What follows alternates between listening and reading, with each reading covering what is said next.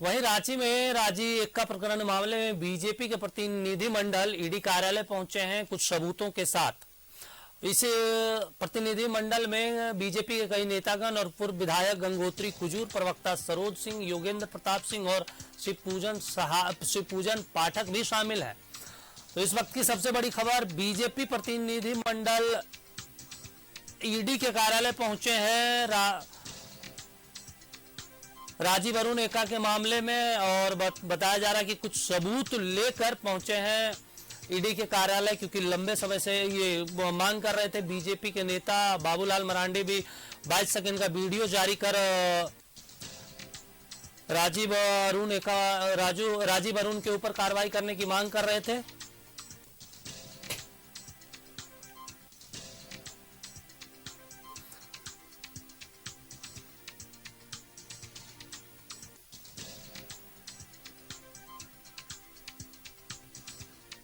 तो कुछ और साक्ष्य लेकर बीजेपी के नेता ईडी कार्यालय पहुंचे हैं, जिसमें पूर्व विधायक गंगोत्री कुजूर, प्रवक्ता सरोज सिंह, योगेंद्र प्रताप सिंह और शिवपूजन पाठक हैं। और ये पूरा मामला राजीव एक्का प्रकरण का मामला बताया जा रहा है, जहां पर आपको बता दें कि कुछ दिन पहले एक वीडियो 22 सेकंड का बीजेपी के वरिष्ठ नेता बाबूलाल मरांडी ने प्रेस कॉन्फ्रेंस कर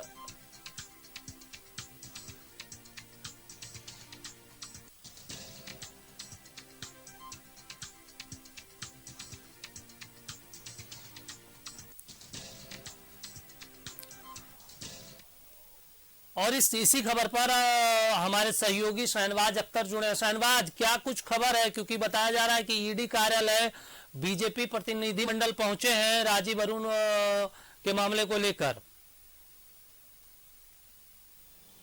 जी हाँ, राजीव अरुण जो अभी सचिव हैं, हालांकि उनको अभी श्रम विभाग में भेज दिया गया है। उससे पहले वो प्रधान सचिव हुआ करते थे मुख्यमंत्री के।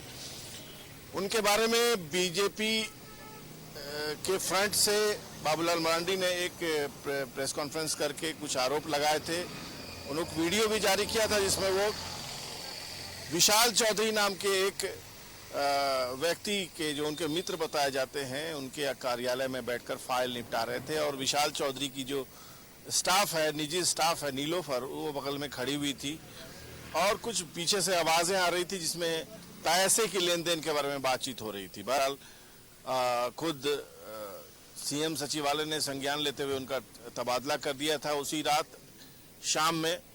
और खुद बातचीत में राजीव अरुण एक्का ने भी इस बात को स्वीकारा था। हालांकि ये ऑफिशियली प्रूव्ड नहीं है कि उन्होंने बातचीत फोन पे की थी या साक्षात्कार दिया था अखबारों में, कि वो उनके मित्र हैं और किसी मित्र के घर वो उनका जाना गलत कैसे हो सकता है। बहरहाल तो ये कुछ प्रकरण है, और उस प्रकरण का एक एपिसोड ये है कि राजभवन भी गए थे बीजेपी के प्रतिनिधिमंडल के लोग शिकायत लेकर के, और अभी ईडी मुख्यालय में भी आए हैं। 5 लोगों का एक प्रतिनिधिमंडल है। शिवपूजन पाठक हैं, गंगोत्री कुजूर हैं, योगेंद्र प्रताप सिंह हैं, शहनवाज जी 2 लोग हैं।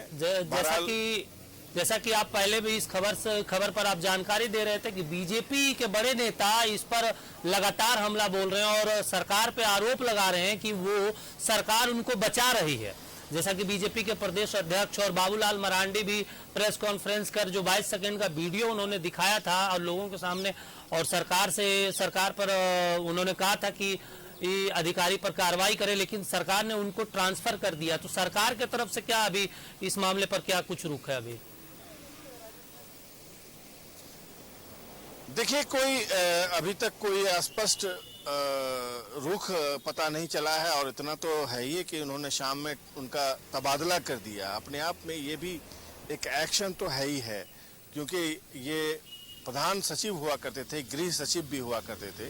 ये 2 महत्वपूर्ण पद उनके जिम्मे थे। अगर उन पर इतने गंभीर आरोप बाबूलाल मरांडी जैसे सीनियर बीजेपी लीडर ने लगाया है, जो झारखंड के मुख्यमंत्री भी रहे हैं एक बार, तो ये एक्शन करके सरकार ने ये तो बता ही दिया कि अगर आरोप लगा है और उसका कुछ सबूत भी मार्केट में आया है, कुछ वीडियो फुटेज की शक्ल में 22 सेकंड का ही है, तो हमने एक्शन ले लिया है।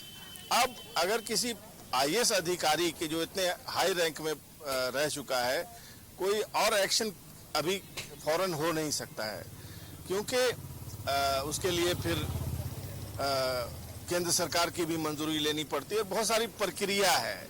ऐसे किसी को आप निलंबित नहीं कर सकते। अभी हाल ही में आगे बहुत कुछ इंक्वायरी का भी सब्जेक्ट आता है।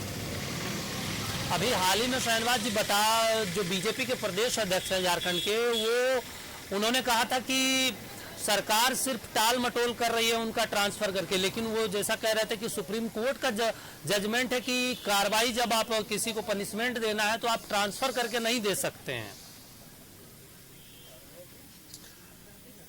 देखिए, तरह तरह की बातें आती हैं, लेकिन जो ब्यूरोक्रेसी का भी एक अपना रूल बुक होता है, उसके हिसाब से चीज़ें चलती हैं।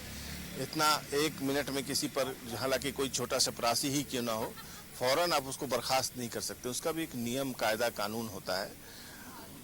चीज़ें आई हैं, आरोप लग रहे हैं, जाहिर है होली बीच में पड़ा है, G20 समिट उधर उससे पहले था, तो अब ये सब चीज़ें आएंगी। बहरहाल उनको ट्रांसफ़र कर दिया गया है। होम सेक्रेटरी का पद वो देख रहे थे, इसके अलावा प्रधान सचिव मुख्यमंत्री आवास थे, सचिवालय थे। ये दोनों महत्वपूर्ण पद उनसे ले लिए गए हैं। एक तरह से एक्शन सरकार ने ले लिया है, इससे इनकार नहीं किया जा सकता। बहरहाल अब इसमें और क्या एक्शन चाहती है भारतीय जनता पार्टी और क्या आगे की जांच चाहती है, अब तो जांच की का दायरा ईडी तक उन्होंने बढ़ा दिया है और खुद चल के ईडी के मुख्यालय में आ गए हैं भारतीय जनता पार्टी के लोग। तो अब जाहिर है, ये बात साफ है कि इस पर आगे की ईडी से जांच चाहती है बीजेपी। ये तो अभी थोड़ी देर बाद देखिए, शहनवाज जी बता रहे थे कि ईडी कार्यालय बीजेपी के प्रतिनिधि मंडल पहुंच चुके हैं और वो लगातार कार्रवाई की मांग कर रहे हैं।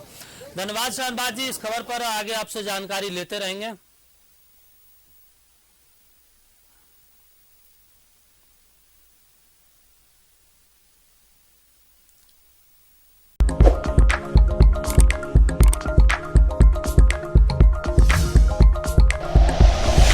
Like and share videos, subscribe करें हमारा चैनल और प्रेस करें बेल आइकॉन। News 11 भारत, सच है तो दिखेगा।